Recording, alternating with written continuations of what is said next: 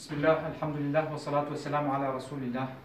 Evet, kıymetli kardeşlerimiz, Mardin Umut Kervanı'nın Ramazan faaliyetleri çerçevesindeki Allah'ın izniyle bugün son çalışmasını icra edeceğiz kardeşlerimizle beraber.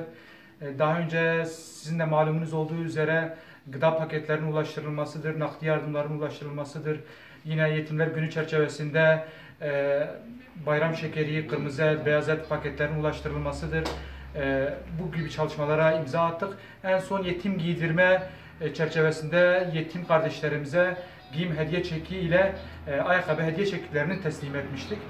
Bugün itibariyle inşallah bayram öncesi yetim kardeşlerimizi bununla beraber kısmen de muhtaç kardeşlerimizi sevindirmek adına inşallah bugün bayram harçlığı zarflarımızı teslim edeceğiz bu kardeşlerimize.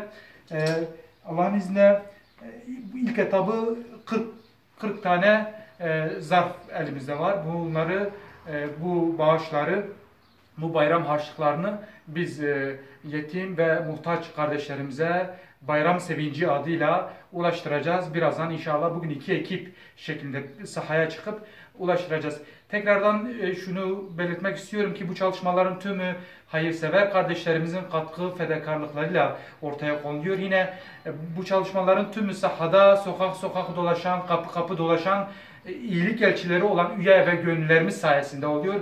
Sizin huzurunuzda bir kez daha hem katkı sağlayan hayırsever abilerimize, kardeşlerimize teşekkür ediyoruz. Rabbim kabul etsin diyoruz. Bununla beraber bu sahanın mutfağında, bu işin mutfağında, iyilik hareketinin mutfağında bulunan iyilik elçileri, üye ve gönüllerimize de sizin huzurunuza teşekkür ediyorum. Rabbim kabul etsin diyoruz. Gelen Ramazan bayramınızı da tebrik ediyoruz. Bayramın ümmetin vahdetine, mazlumların felahına, zalimlerin mağlubiyetine vesile olmasını Rabbimizden temenni ediyoruz. Allah'a emanetsiniz. Esselamu Aleyküm ve Rahmetullahi ve Berekatuhu.